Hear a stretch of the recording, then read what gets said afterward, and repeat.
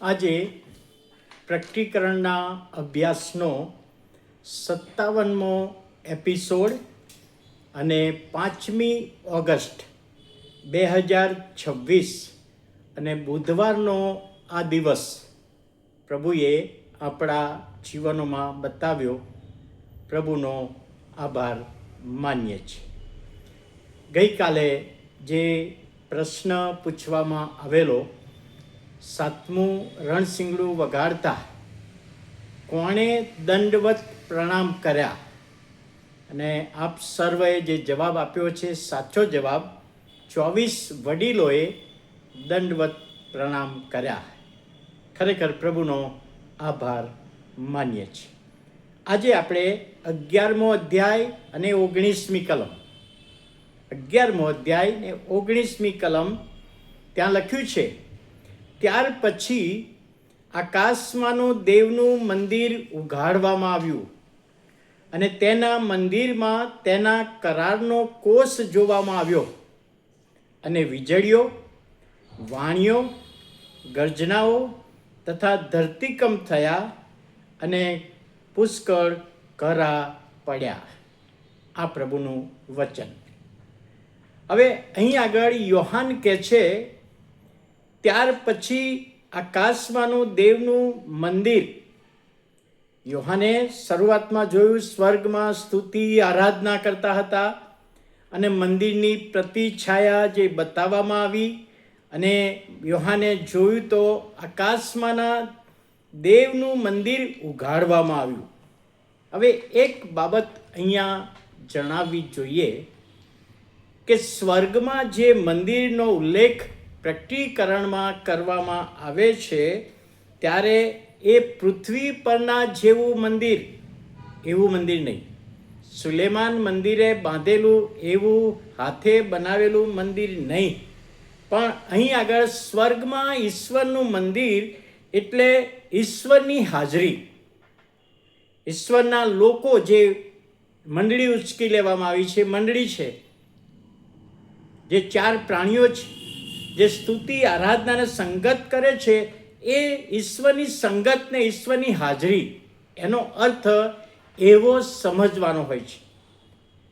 હવે હિબ્રુઓનો પત્ર, તેનો 8મો અધ્યાય અને 5મી કલમમાં જે લેખકે લખ્યું છે કે પૃથ્વી પરનું મંદિર આકાશમાંના મંદિરની પ્રતિછાયા છે, એ બાબત અહીંયા લખવામાં આવી છે.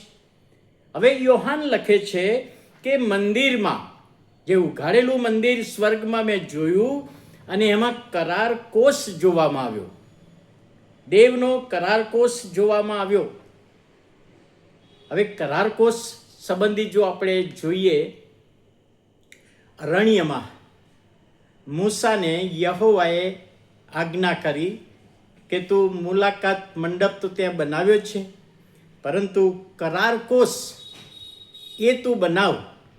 અને કરાર કોષ બનાવીને એ કરાર કોષમાં જે 10 આજ્ઞાઓ આપવામાં આવી હતી, એ આજ્ઞાઓ તું મૂક.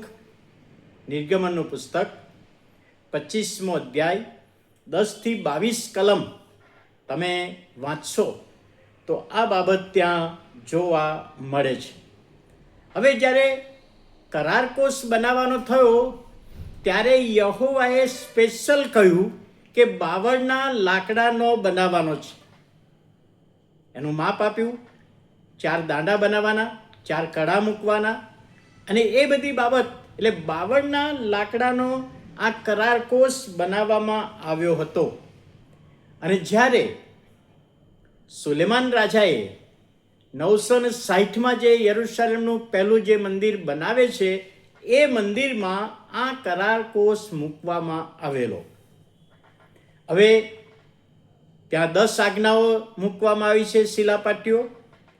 પણ હિબ્રુઓનો પત્ર, તેનો 9મો અધ્યાય અને 4થી કલમ, હિબ્રુ 9 અને 4, ત્યાં લખવામાં આવ્યું છે કે ત્યાં 10 આજ્ઞાઓ હતી આ કરાર કોષમાં, શિલાપટી, અને માનના ભરેલું સોનાનું પાત્ર હતું ત્યાં, એમાં મૂકેલું હતું, અને હારૂનની કડી ફૂટેલી લાકડી, 3 વસ્તુ એ કરાર કોષમાં હતું. 10 આજ્ઞા એ ઈશ્વરના નિયમો પાળવા સંબંધીની બાબત. માનના ભરેલું સોનાનું પાત્ર ઈશ્વરે સંભાળી લીધી છે એ બાબત બતાવે છે. અને હારૂનની કડી ફૂટેલી લાકડી એ સેવા માટે પસંદગી બતાવે. 3 બાબતો ત્યાં મૂકવામાં આવી છે એવું પ્રભુના વચનોમાં આપણે જોઈ શકીએ છીએ.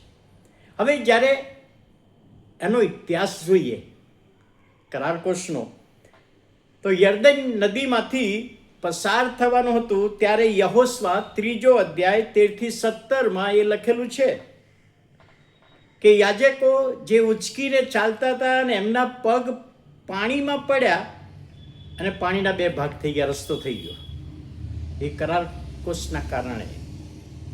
1 શમૂએલ એનો 4થી 6 અધ્યાય, એમાં આ કરાર કોષ ફલિસ્તીઓ લઈ ગયા, લૂંટીને લઈ ગયા.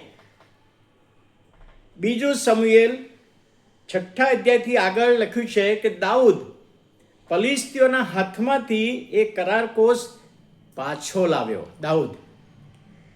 અને તે વખતે દાઉદે કે છે 1 રાજા 8મો અધ્યાય 6-11, સુલેમાને જે મંદિર બનાવ્યું તેમાં આ કરાર કોષ મુકાવ્યો. મેં અગાઉ કહ્યું કે 960ની સાલમાં જે મંદિર બનાવેલું એ મંદિરમાં કરાર કોષ હતો. હવે શું થયું? આપણે ભૂતકાળમાં જોઈ ગયા છે કે 586ની સાલમાં જે આ સુલેમાન રાજાએ મંદિર બનાવેલું એ નબૂખદનેઝર રાજાએ એનો નાશ કર્યો, એ આપણે જાણીએ છીએ ઇતિહાસ પ્રમાણે.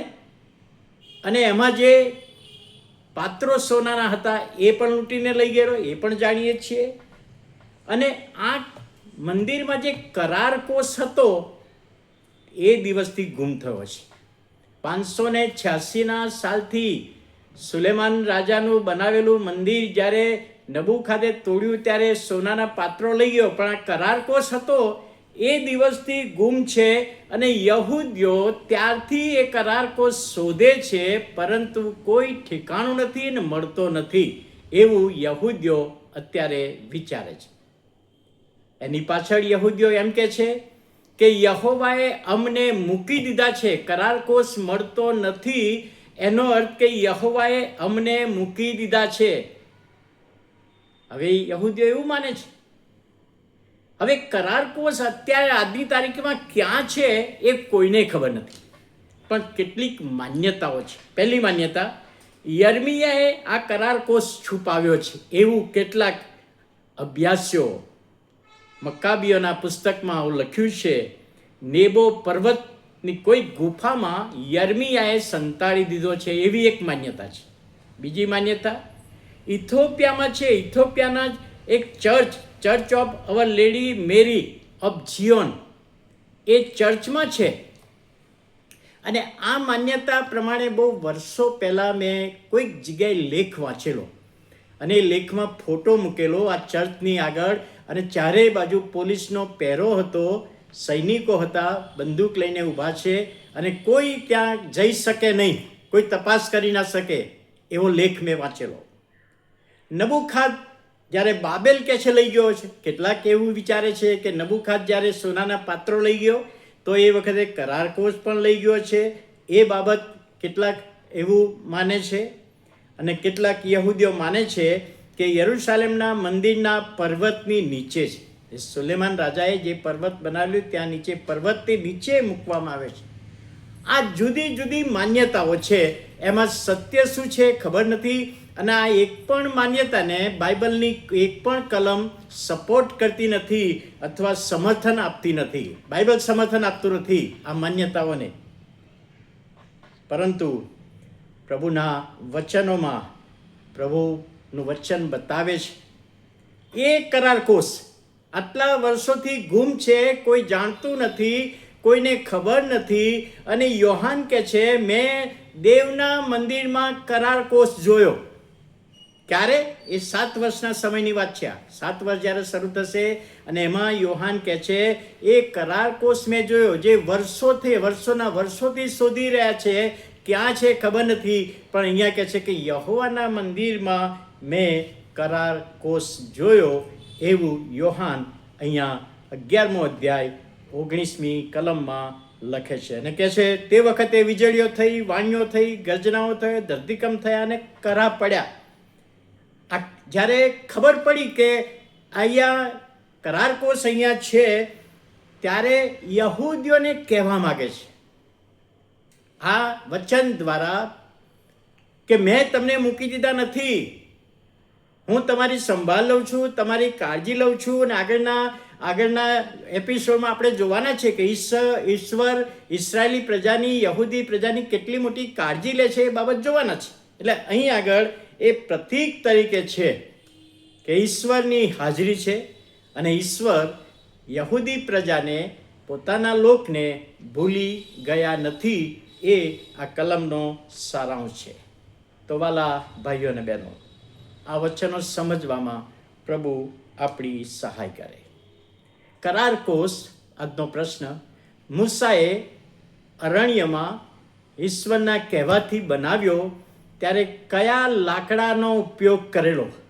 એ પ્રશ્ન છે. તમારો જવાબ તમે બોક્સમાં, કોમેન્ટ બોક્સમાં આપશો. પ્રાર્થના કરીએ. પ્રભુ, અમે આભાર માનીએ છીએ, તમારા નામને ધન્યવાદ આપીએ છીએ. આજનો આશીર્વાદ, દોરવણી, સહાય તમે પૂરા પાડો. આજનું વચન સમજવામાં આત્માની દોરવણી આપો. ઈસુ પ્રભુના નામમાં સાંભળો, માન્ય કરો. આમેન.